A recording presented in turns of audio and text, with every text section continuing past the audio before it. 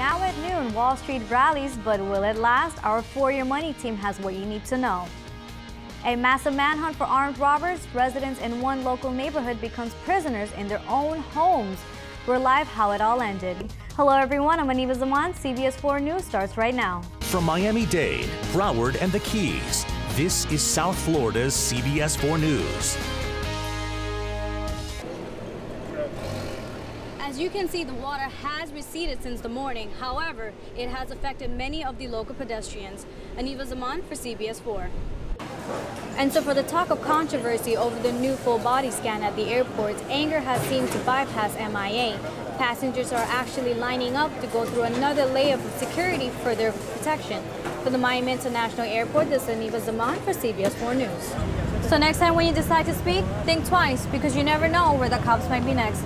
From Doral, this is Aniva Zaman, CBS 4. A Burger King employee was stabbed after fighting with another employee. The man was airlifted to Jackson Memorial Hospital.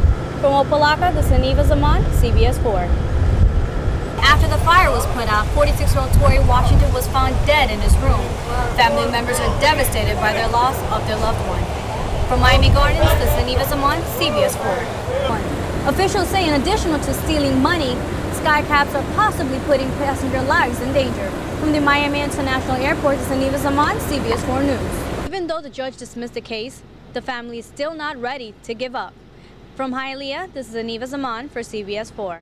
4,500 passengers and crew do not have an air conditioning or hot water.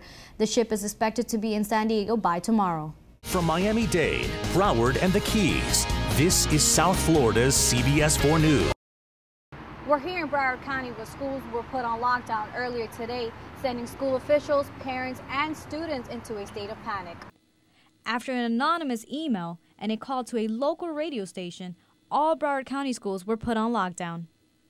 We believe that any threat that has this level of information in it needs to be taken seriously. The anonymous caller was a woman who claimed that her husband was headed over to a Pembroke Pines school and was planning to start shooting. In that email, there were words to the effect that a big event would occur at a government facility, post office, or a school. Police are questioning several possible suspects after gathering information that was received from the email and the caller. Investigating this, we've detained and spoke with several individuals.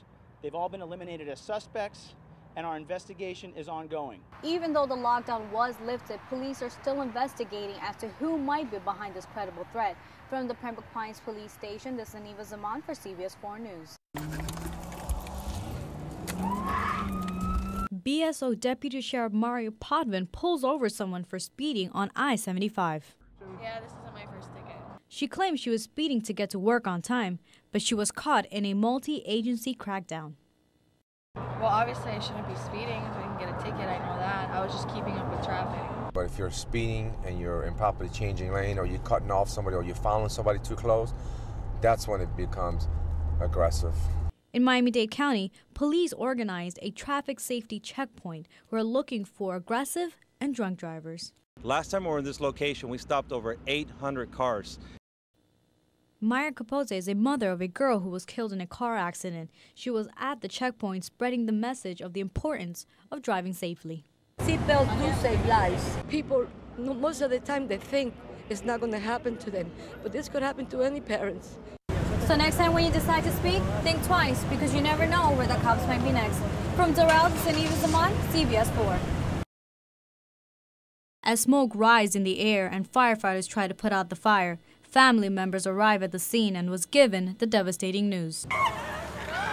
46-year-old Tori Washington and his niece were the only two in the house. 16-year-old girl saw smoke, tried to evacuate the man, but couldn't. Once she tried to ask neighbors for help and returned, the fire had already quickly spread into the majority of the home. Family members described Washington as once a troubled teen who turned his life around after becoming an author and a mentor. After the fire was put out, 46-year-old Tori Washington was found dead in his room. Family members are devastated by their loss of their loved one. From Miami Gardens, this is Aniva Zaman, CBS 4.